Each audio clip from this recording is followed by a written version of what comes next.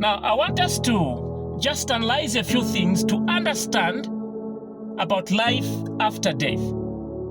Child of God, I want to emphasize unto you that life after death is not a story. That life exists. Like I earlier had said, there is a phenomenon of life that you and me cannot explain, the life that began in our mother's womb. The fact that we cannot attest to the reality and what happened during that time of life does not mean that life does not exist. In fact, death is a transition from this physical world of life into another life. Now, listen to this. The Bible, in this illustration, gives us the two types of people. One who lives in great luxury, and a poor man that is brought to the table. Not only poor, but a man even sick. The kind of souls that dogs would eager or desire to eat. I would say the man was poor and stinking because of the sores that he had on his body, to such an extent that even the dogs could have eaten him. That's how bad the situation of this man was, according to the illustration that Jesus is giving.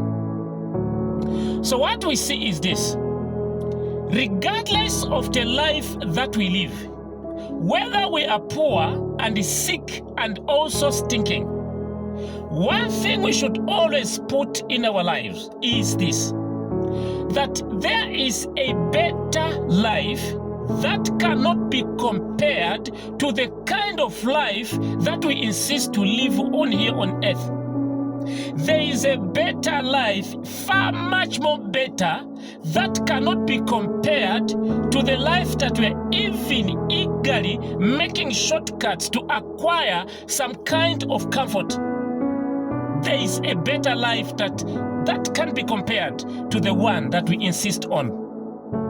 But one thing the Bible says is that despite that these people lived, one day both of them died. I want to make mention to you this, the one that is watching me. Whether you like it or not, one day you and me shall be dead. In the book of Hebrews chapter 9 and 27, the Bible clearly says it is appointed for man to die once. What follows after that is judgment. And Jesus was offered once as a sacrifice to take away the sins of many.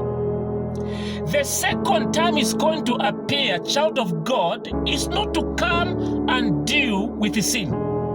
This time when he appears is to come and take those that are waiting for him, those who are already saved, that have made the rightful choice to walk with Jesus. And the Bible says that both of them died.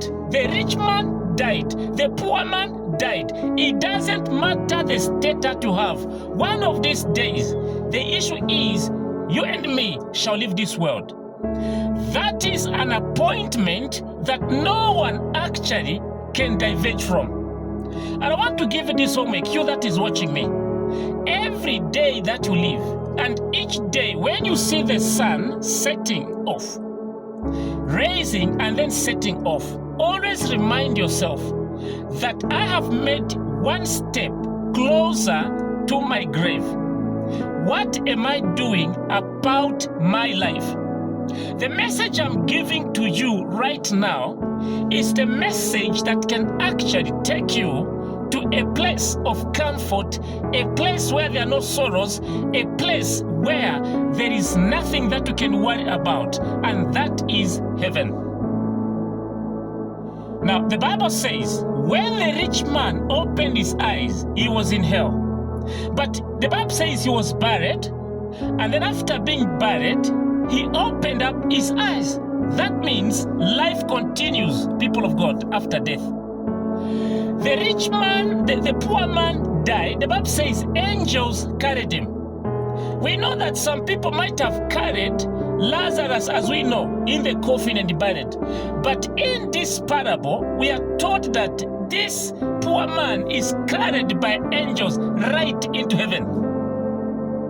And then we hear a conversation between those in heaven and those that are in hell.